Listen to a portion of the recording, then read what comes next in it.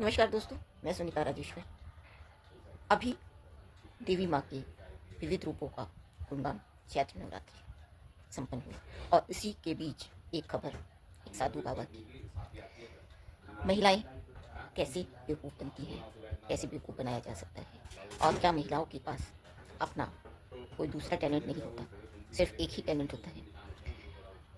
बहुत शर्मनाक है यह, लेकिन जो इस तरह की घटनाएं अक्सर आती हैं, आती रहती हैं, उसके लिए हाँ, महिलाएं ही दोषी हैं, पूरी तरह महिलाएं ही दोषी हैं। तो क्या ऐसी महिलाओं को ही सज़ा नहीं मिलनी चाहिए? लेकिन जैसे भगवान बुद्ध ने कहा था कि अगर कोई इस तरह का गलत काम महिला करती है, तब उसमें एक पुरुष या बहुत सारे पुरुष भी तो शामिल होते हैं, फिर उन लोगों को सज़ा नहीं मिलती। क्यों? दोषी तो दोनों ही हैं। और अगर जो दोषी दोनों हैं, तब जिन जिन लोगों के साथ जिन जिन का है इस तरह से, उन्हें सज़ा क्यों नहीं मिलती? और अगर जो महिला इस तरह से सिर्फ अपने किसी मतलब के लिए या किसी वगैरह वगैरह के लिए इस तरह के कुकृत्य करती है, तब उसे तो डबल सज़ा मिलनी ही चाहिए। और जो पुरुष किसी महिला को इस तरह से धकेलते हैं इस तरह के कामों में, उन्हें सरेआम सज़ा मिलनी ज़रूरी है, बहुत ज़रूरी है ये, क्योंकि ये है महिला शक्ति का। कभी महिलाएं खुद अपमान करती हैं और पुरुष तो शायद सभी नहीं, लेकिन अधिकतर इसी मानसिकता के हैं। क्योंकि फेसबुक पर जिस तरह की पोस्टें मैं पढ़ रही हूँ, उनमें बहुत सारे पुरुषों की वो कुत्सित मानसिकता झलकती है, जो कि वे यह नहीं सोच कर बोलते कि उनके घर में बेटियाँ भी होंगी, वो उनकी एक माँ भी होगी, पत्नी भी होगी, बहन भी होगी, वगैरह वगैरह।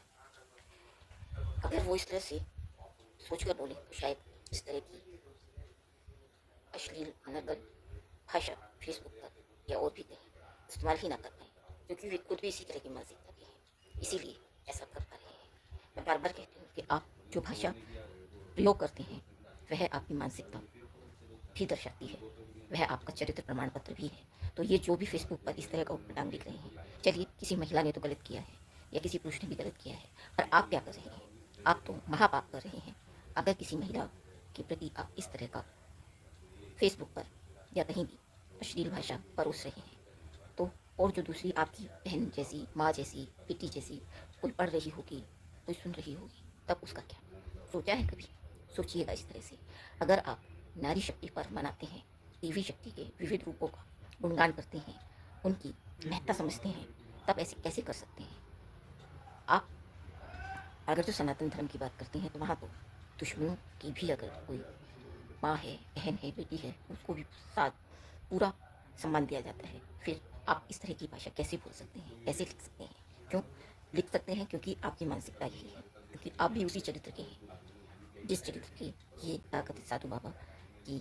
सज़ा तो मिलेगी, लेकिन हाँ, इस तरह की जो महिलाएं हैं, उन्हें भी दुगनी सज़ा मिलनी ज़रूरी है, ताकि राजनीति हो या कहीं भी जो सही महिलाएं हैं, उन्हें भी गलत दृष्टि से ना देखा जा सके। अगर जो कोई हिम्मत जुटाकर अपनी बच्चियों को, अपनी पत्नी को, अपनी माँ को राजनीति में इस तरह के सामाजिक क्षेत्रों में भेजते हैं, तब उनकी हिम्मत ना जवाब दे पाए। यह ज़रूरी है, बहुत ज़रूरी है, क्योंकि राजनीति में किरण बेदी भी हैं, सोनिया गांधी भी हैं और सुषमा स्वराज भी हैं, रही हैं। ऐसी ही बहुत सारी हैं। जिन लोगों की मानसिकता गलत है, उन्होंने तो सीता पर भी उंगली उठा दी थी, तो उन्हें तो छोड़िए। लेकिन हाँ, अगर जो महिलाएं शूर्पणखा की तरह बहुत सारी आ रही हैं, तब उन्हें सज़ा मिलनी ज़रूरी है। और ऐसे तथाकथित साधुओं को तो सज़ा मिलनी ही चाहिए, ज़रूरी है ये। मैं सुनीता राजेश्वर, जय हिंद, जय भारत।